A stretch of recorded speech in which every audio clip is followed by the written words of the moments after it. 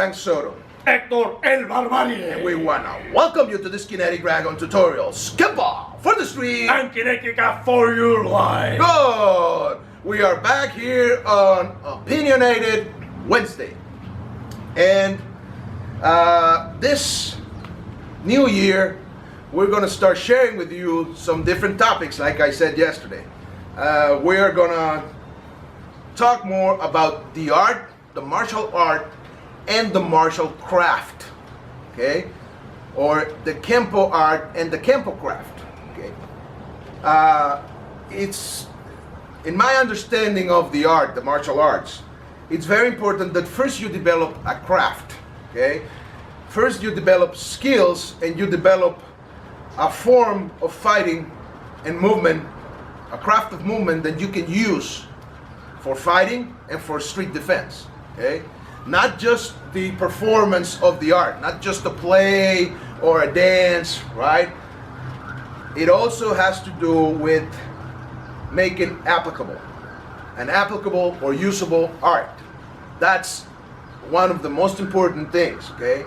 There are a lot of people, there are a lot of you guys out there, some of the guys out there, I don't want to point anybody, but you know who they are. And if not, well, you will, because I'm going to teach you, and I'm going to share with you, with everybody here, how to differentiate somebody that's doing just an art form or somebody who's really making it applicable and practical, okay?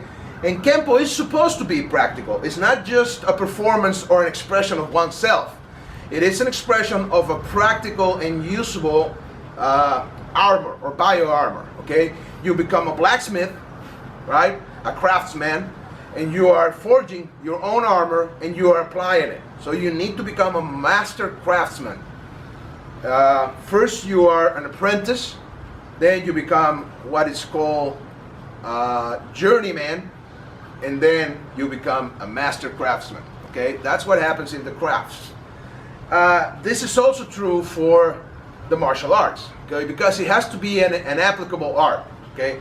So for example, an art form. If he throws in an art, you're doing a utopic play, okay? So he's feeding, your opponent is going to feed your art, your motion, and he's going to help you out, okay? So instead of a sparring partner, he becomes not just a dummy, he becomes a partner in crime, okay?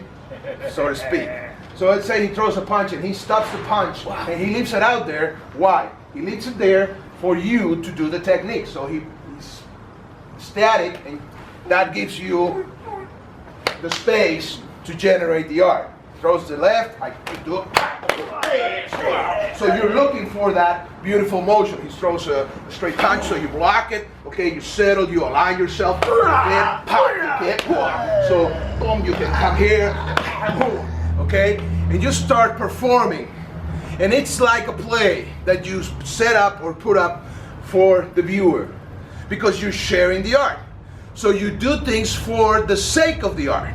Like for example, you pose, or you have a startup position or stance, and you settle down and you align yourself and you look for that posture and that beautiful hands, beautiful alignment. That's part of the art.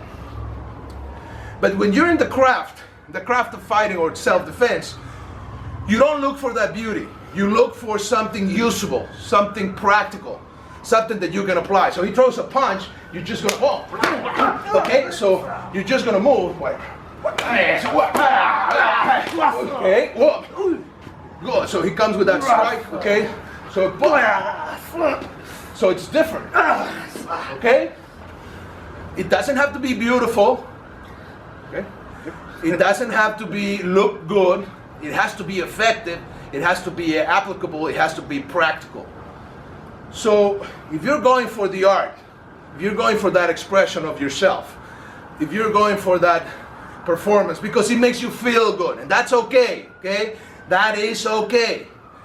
But my opinion and my suggestion is, if you're going for the art, go for an applicable art. Go for the craft first.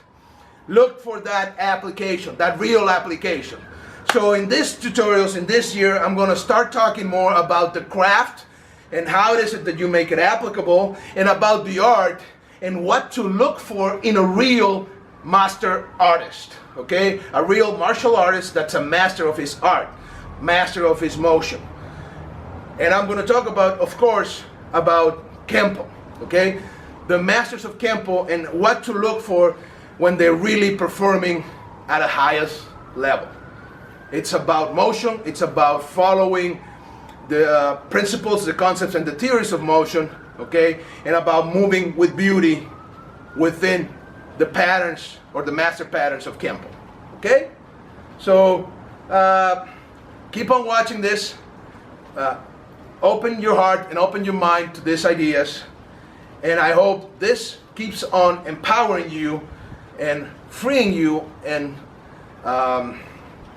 through the knowledge and the understanding. I am Frank Soto. Hector El Barbarie. These are the Kinetic Dragon tutorials. Kenpo for the street And Kinetica for your life. Go. Remember to subscribe. Subscribe to this channel. Give us your thumbs up if you like it. Okay?